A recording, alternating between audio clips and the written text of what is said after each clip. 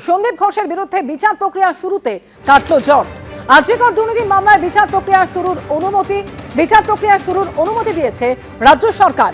6 ফেব্রুয়ারি 2026 প্রাক্তন অধ্যক্ষের বিরুদ্ধে ইডির চার্জশিট। তৃণমূল সরকারের অনুমতি না মেলায় আটকায় ছিল বিচার প্রক্রিয়া। আর সন্দীপ ঘোষের বিরুদ্ধে বিচার প্রক্রিয়া শুরুতেই সেই জট কাটল।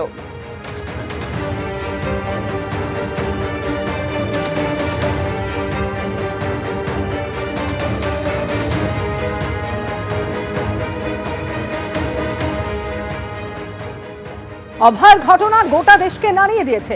অভয়া আর না, নেতাজি জোরে বার্তা মুখ্যমন্ত্রীর।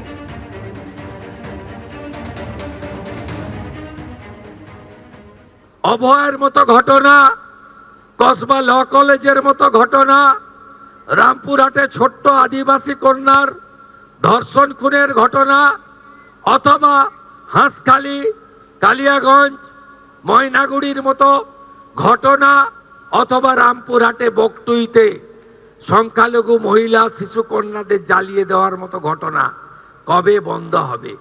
আপনাদের জন্য নারী সুরক্ষা কমিশন তৈরি করা হয়েছে।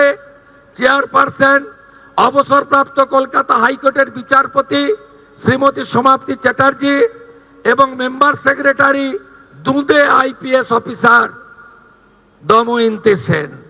আপনারা বিচার পাননি, অভিযোগ করুন, বিচারও পাবেন। অভিযুক্ত জেলেও যাবে, অভিযুক্তর সম্পত্তি বাজেয়াপ্ত হবে। আমি কথা দিয়ে গেলাম আপনাদের, অভয়া আর না, অভয়া আর না, অভয়া আর না। আমরা থাকতে এই জিনিস বরদাস্ত করব না।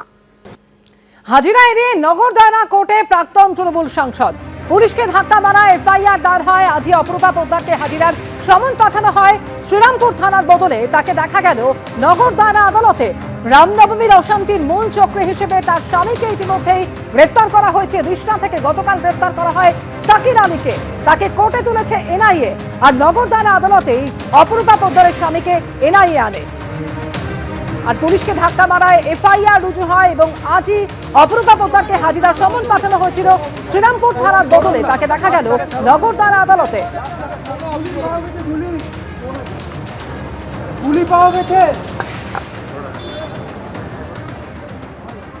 এবিপি আনন্দ, এগিয়ে থাকে, এগিয়ে রাখে।